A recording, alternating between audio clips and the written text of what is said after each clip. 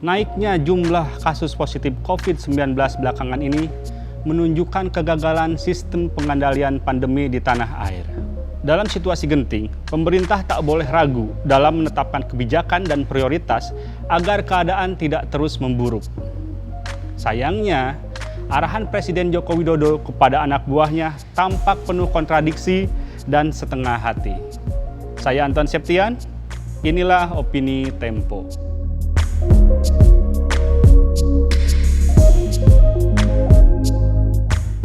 Indonesia mencatat rekor tertinggi penambahan kasus COVID-19 sepanjang pekan lalu. Pada 24 Juni 2021, jumlah kasus positif COVID mencapai angka 20.000 orang. Ini penambahan kasus harian tertinggi sejak 2 Maret 2020 ketika pertama kali kasus COVID terkonfirmasi di negeri ini. Total jumlah kasus COVID-19 di Indonesia sampai saat ini mencapai 2 juta kasus. Penyebaran varian Delta virus ini membuat angka penularan kasus COVID-19 pada anak-anak atau usia 0-18 tahun juga naik tajam. Kini jumlah anak yang terinfeksi mencapai lebih dari 250.000 orang atau 12% lebih dari total kasus. Kondisi makin mencekam karena ketersediaan kamar juga fasilitas rumah sakit bagi pasien COVID-19 kian menipis. Pemerintah tampaknya terlambat menyadari bahwa kesuksesan menangani pandemi ditentukan oleh kesamaan langkah dalam implementasi penanganan di semua lini. Ketiadaan komando yang tegas dan konsisten dari pucuk pimpinan tertinggi, dalam hal ini Presiden Joko Widodo, terbukti membuat pelaksanaan di lapangan kocar-kacir. Sinergi antar kementerian yang seharusnya menjadi kunci keberhasilan dalam melandaikan kurva COVID-19 tak pernah benar-benar dipraktikkan.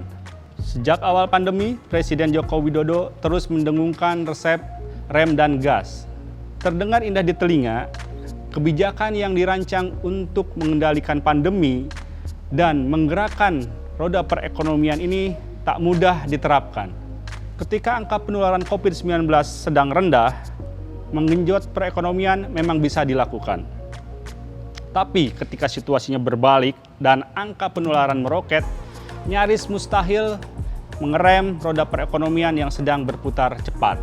Padahal, waktu menjadi faktor krusial di sini. Jeda beberapa saat sebelum pelaku usaha memperketat protokol kesehatan sudah cukup untuk menyebabkan penularan virus semakin menjadi-jadi. Karena itulah kita kini berada dalam kubangan persoalan COVID-19. Jauh sebelum Idul Fitri pada Mei lalu, para epidemiolog sebenarnya sudah memperingatkan ledakan penularan pasca Lebaran. Kekhawatiran itu kini terbukti. Meski pemerintah memang melarang mudik, tapi sosialisasinya tidak optimal dilakukan. Jalan tol, bandara, stasiun kereta, dan juga pelabuhan masih tetap beroperasi. Maka tak heran jika ada data yang mengatakan bahwa sekitar 1,5 juta kendaraan lolos dari penyekatan pada saat mudik kemarin. Demikian juga soal varian Delta COVID-19. Para ahli sebenarnya pagi-pagi sekali sudah memperingatkan bahaya dari varian baru ini.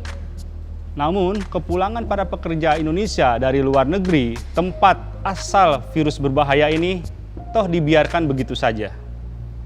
Langkah Menteri Luar Negeri menutup akses warga dari negara-negara zona merah pandemi tak efektif lantaran Menteri Hukum dan Hak Asasi Manusia gagal mengetatkan pemeriksaan imigrasi dan karantina di bandara dan pelabuhan. Kedepan persoalan masih membayang. Langkah Menteri Kesehatan untuk melacak rantai penularan virus pasti mentah karena Menteri Pendidikan dan Kebudayaan membuka opsi buat siswa untuk bersekolah secara tatap muka. Upaya mencegah kematian bertambah juga pasti berantakan karena Menteri Pariwisata terus mendorong warga jalan-jalan ke Bali. Presiden Jokowi kini dituntut untuk realistis. Upaya untuk terus mendorong berbagai program prioritas di bidang ekonomi justru akan membahayakan keselamatan warga negara. Pemerintah harus kembali ke logika sederhana bahwa ekonomi baru akan tumbuh jika pandemi terkendali dan masyarakat selamat. Bila dinilai kurang, anggaran ratusan triliun untuk penanganan COVID-19 bisa ditambah.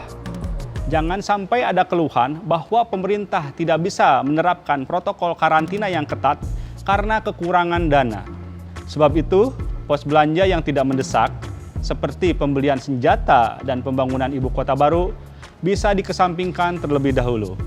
Terus-menerus menyalahkan warga yang tidak disiplin dalam menerapkan protokol kesehatan yang ketat juga tidak menyelesaikan masalah. Justru kuncinya ada pada kepemimpinan yang tepat. Tanpa itu, kita tak akan bisa keluar dengan selamat dari labirin persoalan COVID-19.